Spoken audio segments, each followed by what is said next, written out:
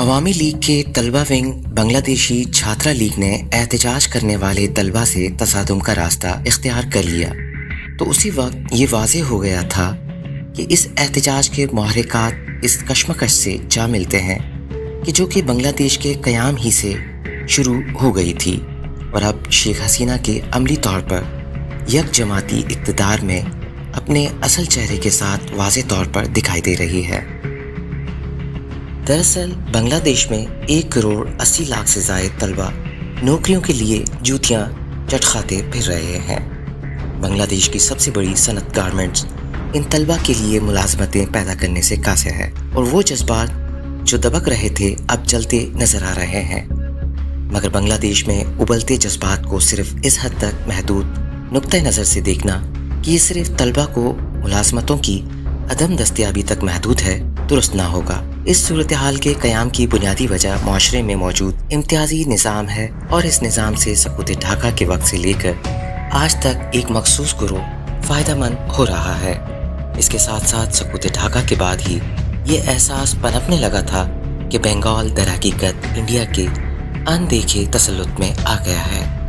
जब हम इसका जायज़ा लेते हैं कि इस एहतजाज का बुनियादी मुतालबा 1971 में पाकिस्तान से लड़ने वालों की खुसूसी मराहत को ख़त्म करना है तो इसका मंतकी नतीजा ये निकलता है ये तहरीक सिर्फ वो तलबा चला रहे हैं जिनके बुज़ुर्ग 1971 की बदअमनी का हिस्सा नहीं बने, मगर इस बदअमनी की वजह से इन पर लोग मुसल्लत हो गए और इन लोगों को सरकारी इदारों में मुसल्लत रखने से हुक्मरान शेख हसीना को अपने इक़्तिदार को कायम रखने में बहुत सहूलत हासिल है। इस कशमकश की वजह से बांग्लादेश में हालात किस कदर ख़राब है इसको समझने के लिए इतना ही काफ़ी होगा कि वहाँ के सरकारी नशरियाती इदारे तक ऑफलाइन हैं। मीडिया और इंटरनेट पर इस नौइयत की पाबंदियाँ इससे कबल पूरी दुनिया में सिर्फ 2011 में मिस्री इनकलाब के वक्त देखी गई थी। शेख हसीना हुकूमत का भारत की तरफ सिर्फ झुकाव नहीं बल्कि ये बंगाली अवाम को नज़र आता है कि वो कोई ऐसा इक़दाम नहीं करती कि जो इंडिया के माथे पर तेवरी का बाइस बने। अभी सिर्फ इंडिया को खुश करने की गर्ज से शेख हसीना ने अपना दौरा चीन वक्त से पहले ख़त्म कर दिया और 1440 किलोमीटर तवील तेज़ आबी प्रोजेक्ट इंडिया के सुपुर्द करने का भी ऐलान कर दिया। इससे कबल शेख हसीना ही वो पहली सरबराह हुकूमत बनी कि जिन्होंने नरेंद्र मोदी के तीसरी बार वज़ीर आज़म बनने के बाद इंडिया का दौरा किया और ये सिर्फ खैर सगाली का दौरा नहीं था बल्कि इसमें भारत और बांग्लादेश के चीन का मुकाबला करने के लिए अपने दिफाई ताल्लुकात को मज़ीद वुसअत देते हुए समंदरी सलामती, मईशत, खलाई और टेली कम्युनिकेशन के शोबों में ताउन बढ़ाने के लिए मुआहिदों पर दस्तखत भी किए। बांग्लादेश की गारमेंट की सनत में अक्सर खाम माल चीन से आता है जबकि इंडिया बांग्लादेशी मसनूआत ख़रीदने वाला एशिया का सबसे बड़ा मुल्क है। वो बांग्लादेश से 15 अरब डॉलर की मुख्तलिफ मसनूआत सालाना बुनियादों पर ख़रीदता है और शेख हसीना जानबूझकर बांग्लादेश की मईशत को मज़ीद इंडिया के ज़ेर असर करना चाहती है। इसके साथ साथ वो बहर हिंद में इंडिया के अज़ाइम को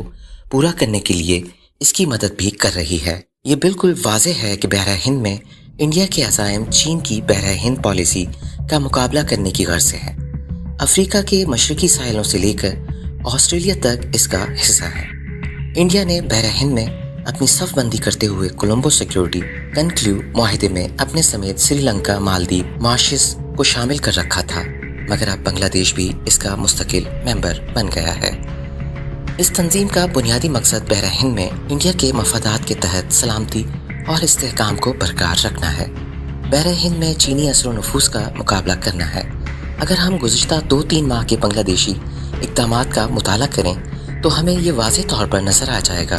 कि बांग्लादेशी हुकूमत बहुत तेज़ी से बांग्लादेश को इंडिया की सरपरस्ती में चलने वाली देसी रियासत का रूप देने की तरफ गामज़न है, जिसमें देसी हुक्मरान को कंपनी बहादुर की जानिब से मुकम्मल तहफ़्फ़ुज़ की यकीन दहानी हासिल हो और इसके बाद कंपनी बहादुर अवाम के साथ जो चाहे कर गुजरे। ये वो कशमकश है जिससे बंगाली मुआशरा इस वक्त दो चार है और इसे नफ़रत के इजहार का मौका दस्तयाब हो गया है। तलबा यूनियन, मुज़ाहिरीन, जमात इस्लामी के हामियों और बांग्लादेशी अवाम की मुसलसल प्रोटेस्ट مظاہروں کے نتیجے میں 5 اگست 2024 بروز پیر سینکڑوں مظاہرین ان کی رہائش گاہ ڈھاکہ پیلس میں داخل ہو گئے۔ اس کے بعد وہ فوجی ہیلی کاپٹر میں ہندوستان روانہ ہو گئیں۔ دریں اثنا دارالحکومت ڈھاکہ سمیت ملک بھر میں فوجی تعینات کر دی گئی۔ فوج نے عبوری حکومت اور قبل از الیکشن کی بنگلہ دیشی عوام کو یقین دہانی کروائی ہے، لیکن عوام کی طاقت نے بہترین، منظم اور یکجہتی سے اور اپنے مطالبات کے لیے نکالی گئی تحریک کامیابی سے اپنے نام کر لی اور حسینہ واجد کی حکومت کو گھر بھیجنے میں کامیاب ہو گئے۔